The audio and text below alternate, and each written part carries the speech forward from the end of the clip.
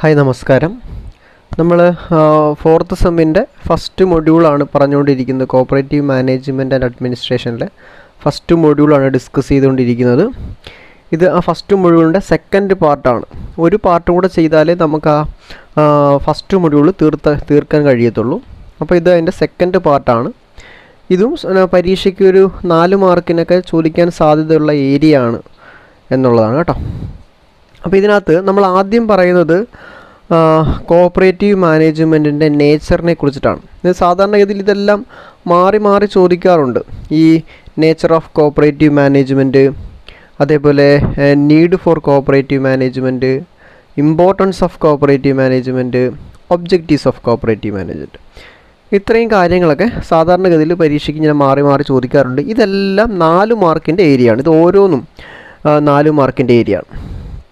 അപ്പോൾ അതിനകത്ത് ആദ്യം നമ്മൾ പറയുന്നത് അല്ലെങ്കിൽ ഡിസ്കസ് ചെയ്യുന്നത് കോപ്പറേറ്റീവ് മാനേജ്മെൻറ്റിൻ്റെ നേച്ചറിനെ കുറിച്ചിട്ടാണ്.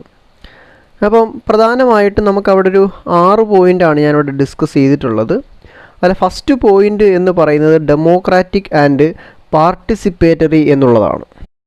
അപ്പോൾ എന്താണ് ഡെമോക്രാറ്റിക് ആൻഡ് പാർട്ടിസിപ്പേറ്ററി? ഇതൊക്കെ നമ്മൾ 3rd സെമസ്റ്റർ തൊട്ടേ പഠിക്കുന്നതാണ് അല്ലേ. ഡെമോക്രാറ്റിക് എന്ന് വെച്ചാൽ അവിടുത്തെ ഡിസിഷൻ മേക്കിംഗ് ആയാലും പോളിസി സെറ്റിംഗ് ആയാലും എല്ലാത്തരം കാര്യങ്ങളും എന്തടിസ്ഥാനത്തിലാണ്? ഡെമോക്രാറ്റിക് ആണെന്ന് മാത്രമല്ല, അവിടെ എല്ലാ കാര്യങ്ങളിലും ഈ ഡിസിഷൻ മേക്കിങ്ങിലായാലും പോളിസി സെറ്റിങ്ങിലായാലും എല്ലാത്തിലും ആരുടെ ഒരു പാർട്ടിസിപ്പേഷൻ ഉണ്ട് എന്നാണ് പറയുന്നത്? മെമ്പറിൻ്റെ ഒരു ആക്റ്റീവ് പാർട്ടിസിപ്പേഷൻ ഉണ്ട് എന്നുള്ളതാണ്. അപ്പം members actively participate in setting policies and making decisions often through elected representatives. എന്ന് വെച്ചാൽ ഈ ജനറൽ ബോഡി മെമ്പേഴ്സിന് ഡയറക്റ്റായിട്ട് തീരുമാനങ്ങൾ എടുക്കാൻ കഴിയാത്തൊരു സാഹചര്യത്തിൽ ആ തീരുമാനങ്ങൾ ആരാണ് എടുക്കുക? എലക്റ്റഡ് റെപ്രസെൻറ്റേറ്റീവ്സ് ആണ് എടുക്കുക.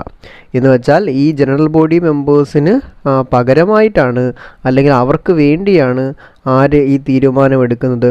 എലക്റ്റഡ് റെപ്രസെൻറ്റേറ്റീവ്സ് ഈ തീരുമാനം എടുക്കുന്നത്. രണ്ടാമത്തെ നേച്ചർ എന്ന് പറയുന്നത് എന്താണ്? മെമ്പർ ഓറിയൻറ്റഡ് ആണ്. ഈ കോപ്പറേറ്റീവ് മാനേജ്മെൻറ്റ് എന്ന് പറയുന്നത് എന്താണ്? മെമ്പർ ഓറിയൻറ്റഡ് ആണ്. എന്ന് വെച്ചാൽ നമുക്ക് എല്ലാത്തരം കാര്യങ്ങളിലും എന്ത് വേണം? മെമ്പേഴ്സിൻ്റെ അല്ലെങ്കിൽ മെമ്പേഴ്സിനെ കേന്ദ്രീകരിച്ചിട്ടാണ് ഈ പ്രവർത്തനങ്ങളൊക്കെ നടക്കുന്നത് എന്നുള്ളതാണ്. അപ്പോൾ the focus is on meeting the economic, social and cultural needs of its members. എന്ന് വെച്ചാൽ മെമ്പേഴ്സിൻ്റെ ഏത് തരം കാര്യങ്ങളാണ് ഇതിന് പ്രധാനപ്പെട്ട ശ്രദ്ധ കേന്ദ്രീകരിക്കുന്നത്?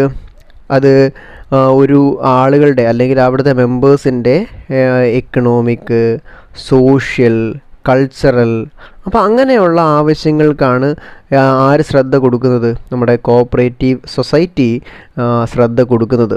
Rather than സോൺലി maximising profit. എന്ന് വെച്ചാൽ എന്താണ്? ഈ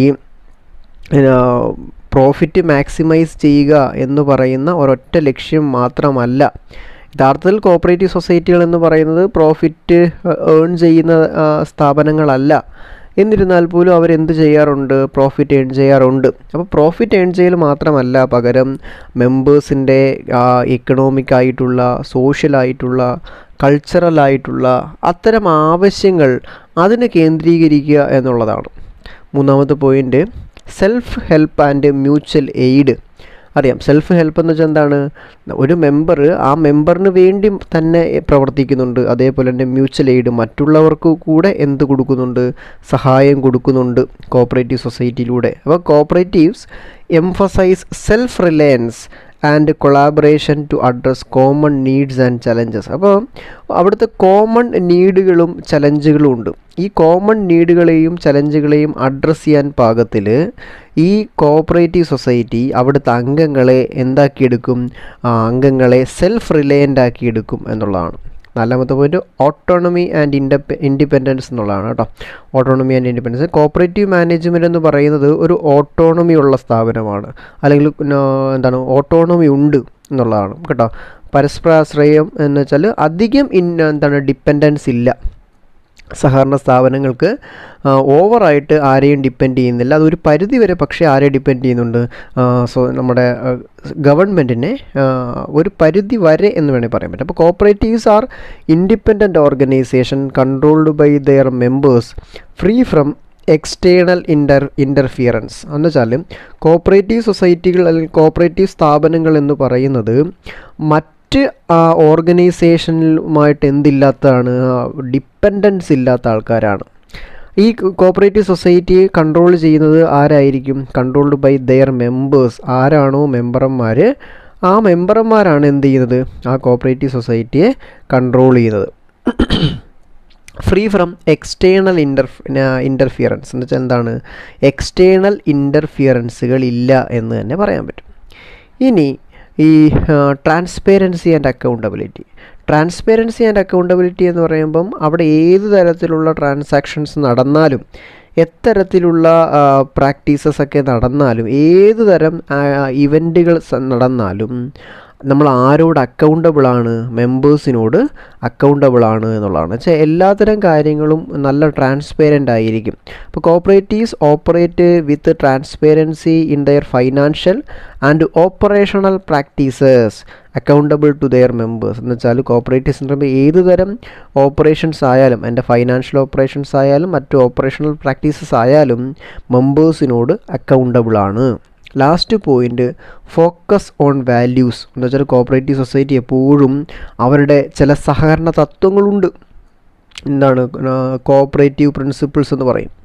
അപ്പോൾ ആ കോപ്പറേറ്റീവ് പ്രിൻസിപ്പിൾസിൽ അധിഷ്ഠിതമായിരിക്കും ആ സ്ഥാപനം പ്രവർത്തിക്കുക. എപ്പോഴാണോ ഈ സഹകരണ തത്വങ്ങളിൽ നിന്ന് ആ സ്ഥാപനം വ്യതിചലിക്കുന്നത്, അപ്പം മുതൽ നമുക്ക് എന്തെന്ന് പറയാൻ പറ്റും, ആ സഹകരണ സ്ഥാപനമല്ല എന്ന് പറയാൻ കഴിയും. അപ്പം ഈ സഹകരണ സ്ഥാപനങ്ങൾ പ്രവർത്തിക്കുമ്പോൾ അത് എന്ത് നിലനിർത്താൻ വേണ്ടി പ്രവർത്തിക്കണം, ഈ സഹകരണ മൂല്യങ്ങൾ, കോപ്പറേറ്റീവ് വാല്യൂസ് നിലനിർത്താൻ വേണ്ടി പ്രവർത്തിക്കണം എന്നുള്ളതാണ്. അപ്പോൾ cooperatives are guided by principles of democracy, equality, equity and solidarity. അപ്പോൾ ഇത്തരം പ്രിൻസിപ്പിൾസ് എന്ത് ചെയ്യാൻ വേണ്ടിയിട്ട്, നിലനിർത്താൻ വേണ്ടിയിട്ട്, അല്ലെങ്കിൽ അത് ഫോളോ ചെയ്തു പോകുന്നത് സ്ഥാപനങ്ങളായിരിക്കണം ആരെന്ന് പറയുന്നത്, കോഓപ്പറേറ്റീവ്സ് എന്ന് പറയുന്നത്.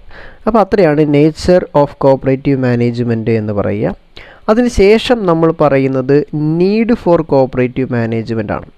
അപ്പം ഒരു കോഓപ്പറേറ്റീവ് മാനേജ്മെൻറ്റ് എന്തിനാണ് ആവശ്യം, അപ്പോൾ എന്തിനാണ് കോഓപ്പറേറ്റീവ് മാനേജ്മെൻറ്റ് വേണം എന്ന് പറയുന്നത് എന്നുള്ളതാണ്. അവിടെയും 6 പോയിൻ്റാണ് നമ്മൾ ഡിസ്കസ് ചെയ്യാൻ പോകുന്നത്. അതിൽ ഒന്നെന്ന് പറയുന്നത് ഡെമോക്രാറ്റിക് ഗവേണൻസ് ആണ്. നമ്മളിപ്പോൾ ഓൾറെഡി പറഞ്ഞു കഴിഞ്ഞതാണ്. നമ്മളീ പറയാൻ പോകുന്ന പോയിന്റുകൾ പലതും നമ്മൾ ഇച്ചിരി കുറച്ച് മുന്നേയൊക്കെ പറഞ്ഞിട്ടുള്ളതായിരിക്കും, അല്ലെങ്കിൽ കഴിഞ്ഞ വീഡിയോകളിലൊക്കെ ഡിസ്കസ് ചെയ്തിട്ടുള്ളതായിരിക്കും. അപ്പോൾ ആ വീഡിയോയിലൂടെ കാണാൻ ശ്രമിക്കുക. അപ്പം ഷെയർഡ് ഓണർഷിപ്പ് ആൻഡ് ബെനഫിറ്റ്സ് എന്നുള്ളൊരു പോയിൻ്റ് ഉണ്ട്. കപ്പാസിറ്റി ബിൽഡിംഗ് ആൻഡ് ട്രെയിനിങ് എന്ന് പറയുന്ന പോയിൻ്റ് ഉണ്ട്. Risk mitigation and social support, access to resource and finance, sustainable development ആണ്. അടുത്ത ആദ്യത്തെ പോയിൻ്റ് നമുക്ക് പരിചയമുണ്ട്, ഡെമോക്രാറ്റിക് ഗവേണൻസ് ആണ്. അവിടുത്തെ സഹകരണ സ്ഥാപനങ്ങളിലെ ഗവേണൻസ് എന്ന് പറയുന്നത് ഡെമോക്രാറ്റിക് ഗവേണൻസ് ആണ്. ഡെമോക്രാറ്റിക് ഗവേണൻസ് എന്ന് പറയുമ്പോൾ അവിടുത്തെ ഡിസിഷൻ മേക്കിങ്, അതേപോലെ ഫെയർനെസ് പ്രൊമോട്ട് ചെയ്യുക, അക്കൗണ്ടബിലിറ്റി, ഇവയെല്ലാം ആരിലൂടെയാണ് നടക്കുന്നത്, അവിടുത്തെ മെമ്പേഴ്സിലൂടെയാണ് ഇത് നടക്കുന്നത്. അപ്പം ഒരു സഹകരണ സ്ഥാപനങ്ങളിലെ ജനറൽ ബോഡി മെമ്പേഴ്സ് അവരായിരിക്കും അവരെന്ത് ചെയ്യുക, അവിടെ ഡിസിഷൻസ് മേക്ക് ചെയ്യുക, അതേപോലെ അവിടുത്തെ ആ ഒരു സൊസൈറ്റിയുടെ ഫെയർനെസ് പ്രൊമോട്ട് ചെയ്യുക. അങ്ങനെ ആ സ്ഥാപനത്തിലെ എല്ലാവർക്കും ഒരു കളക്റ്റീവ് അക്കൗണ്ടബിലിറ്റി ഉണ്ടാക്കിയെടുക്കുക. ഇതെല്ലാം ആരിലൂടെയാണ്, മെമ്പേഴ്സിലൂടെയാണ് പോകുന്നത്. അപ്പോൾ അവിടെ ഒരു ഡെമോക്രാറ്റിക് ഗവേണൻസ് ആണുള്ളത്.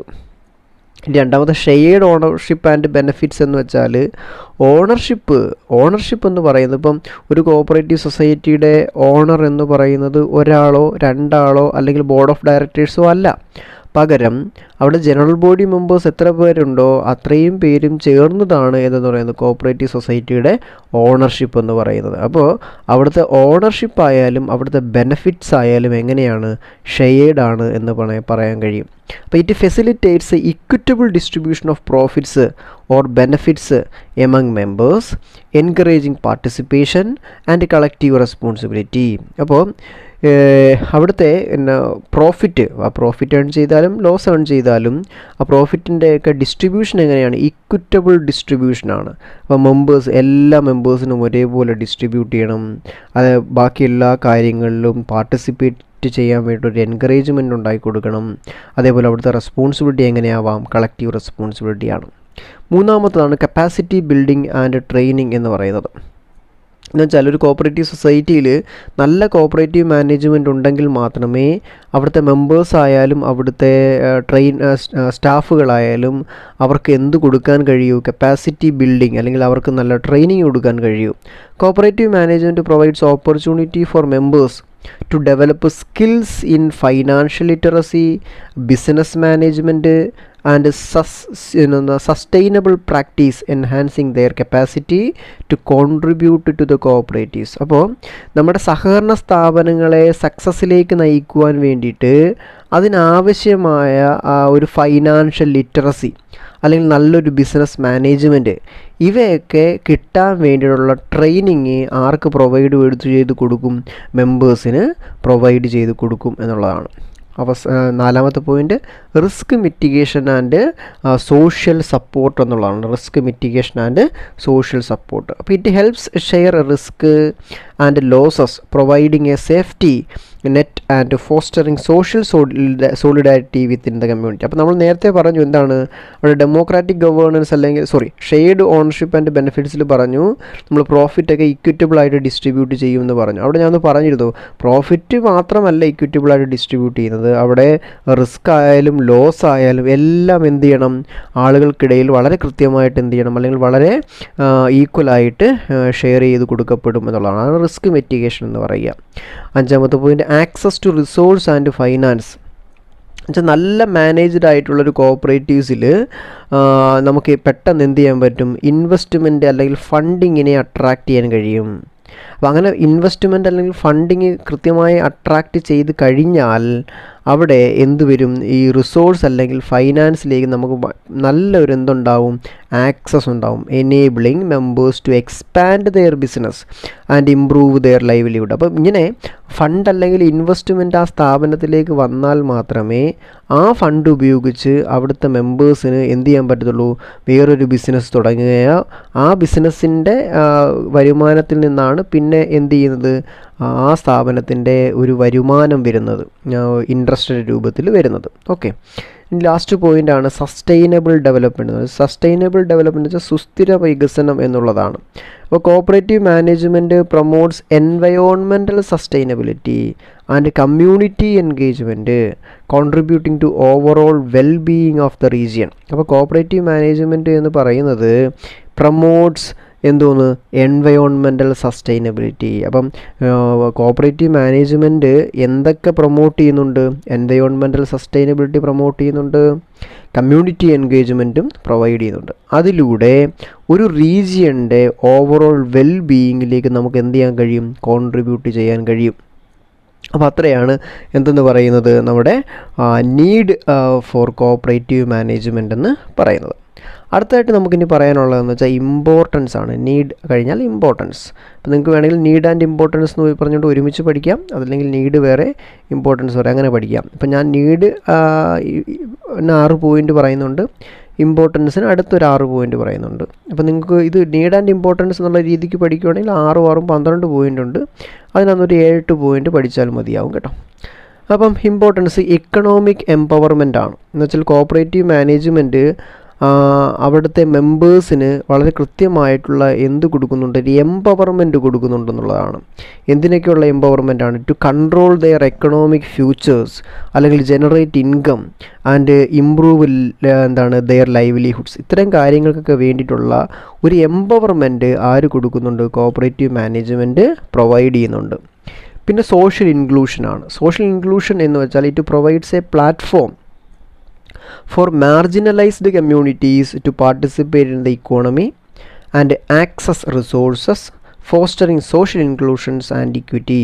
എന്ന് വെച്ചാൽ സമൂഹത്തിൽ മാറ്റി നിർത്തപ്പെട്ട അല്ലെങ്കിൽ എല്ലാത്തിൽ നിന്നും തിരസ്കരിക്കപ്പെട്ട ഒരു കൂട്ടം ജനതയെ എല്ലാ കാര്യങ്ങളിലേക്കും ആ ഒരു സമൂഹത്തിലെ എല്ലാ കാര്യങ്ങളിലേക്കും ഉൾക്കൊള്ളിക്കാൻ ആരെക്കൊണ്ട് പറ്റും? സഹകരണ സ്ഥാപനങ്ങൾക്ക് പറ്റും, അല്ലെങ്കിൽ അവിടുത്തെ കോഓപ്പറേറ്റീവ് മാനേജ്മെൻറ്റിന് കഴിയും എന്നുള്ളതാണ്. മൂന്നാമത്തെ കമ്മ്യൂണിറ്റി ഡെവലപ്മെൻ്റ് ആണ്.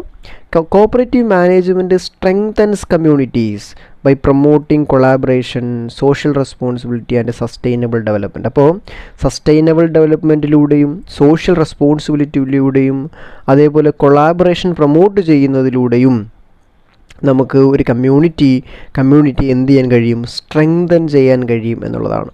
അതേപോലെ എക്കണോമിക് സ്റ്റെബിലിറ്റി.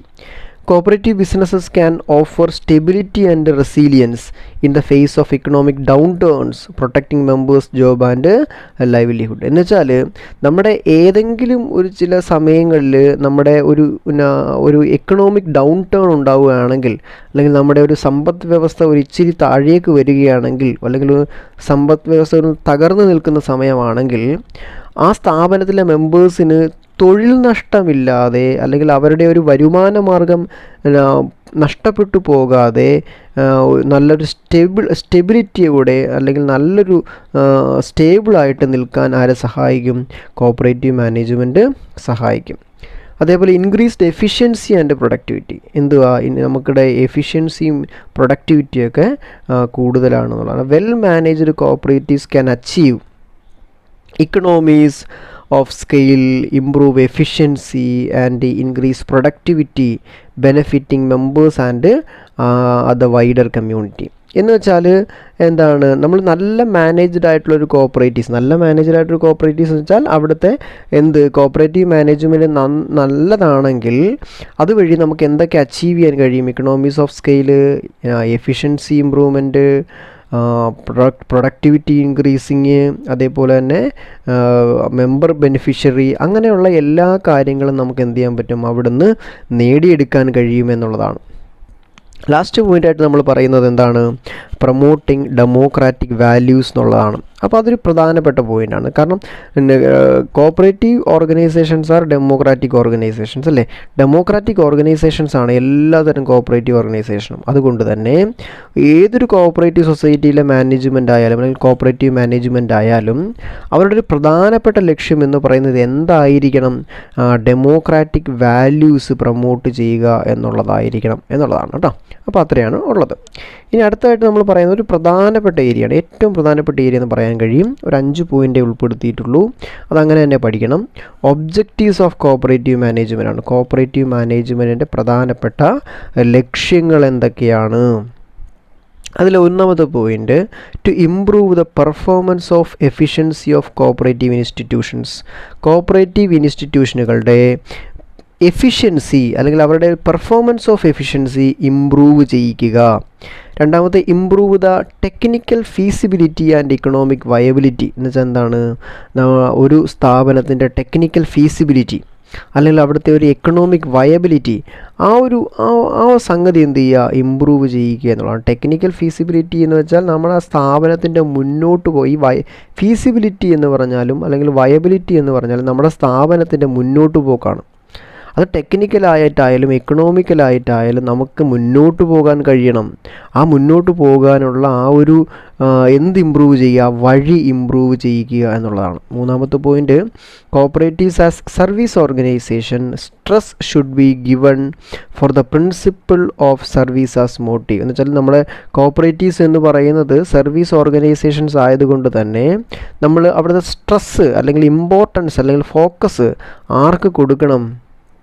സർവീസ് എന്ന് പറയുന്ന ലക്ഷ്യത്തിന് വേണം കൊടുക്കാൻ. ഇനി നാലാമത്തെ point, to improve the competitive strength of കോഓപ്പറേറ്റീവ്സിൻ്റെ കൂട്ടുക? കോമ്പറ്റേറ്റീവ് സ്ട്രെങ്ത് കൂട്ടുക. അതേപോലെ last point, to create cooperative leadership through professional management. അപ്പോൾ നമ്മുടെ കോഓപ്പറേറ്റീവ് മാനേജ്മെൻറ്റിനെ എങ്ങനെ വളർത്തിയെടുക്കണം? ഒരു പ്രൊഫഷണൽ മാനേജ്മെൻറ്റാക്കി വളർത്തിയെടുക്കണം. അങ്ങനൊരു പ്രൊഫഷണൽ മാനേജ്മെൻറ്റ് ഉണ്ടായിക്കഴിഞ്ഞാൽ അതുവഴി എന്ത് ക്രിയേറ്റ് ചെയ്യാൻ കഴിയും? ഒരു നല്ല കോഓപ്പറേറ്റീവ് ലീഡർഷിപ്പ് ക്രിയേറ്റ് ചെയ്യാൻ കഴിയും എന്നുള്ളതാണ് കേട്ടോ. അപ്പോൾ നമ്മൾ ഈ വീഡിയോയിൽ ഇത്രയാണ് പറഞ്ഞത്. നമ്മൾ നേച്ചർ ഓഫ് കോഓപ്പറേറ്റീവ് മാനേജ്മെൻറ്റ് പറഞ്ഞു, നീഡ് ഫോർ കോഓപ്പറേറ്റീവ് മാനേജ്മെൻറ്റ് പറഞ്ഞു, ഇമ്പോർട്ടൻസ് പറഞ്ഞു, ഒബ്ജക്റ്റീവ്സ് പറഞ്ഞു. ഇതെല്ലാം 4 മാർക്കിനൊക്കെ നമ്മുടെ പരീക്ഷയ്ക്ക് ചോദിക്കാൻ സാധ്യതയുള്ളതാണ്. അത് വളരെ കൃത്യമായിട്ട് നോക്കുക. നോക്കിയിട്ട് സംശയങ്ങളൊക്കെ ഉണ്ടെങ്കിൽ നമ്മുടെ കമൻറ്റ് ബോക്സിൽ പിൻ ചെയ്ത് വെക്കുക. ഓക്കെ, നിങ്ങളിത് വീഡിയോസ് ആദ്യമായിട്ടാണ് കാണുന്നതെങ്കിൽ നിങ്ങൾ ഈ ചാനൽ ഒന്ന് സബ്സ്ക്രൈബ് ചെയ്തേക്കണം. മറ്റുള്ളവർക്ക് ഇത് ആർക്കെങ്കിലും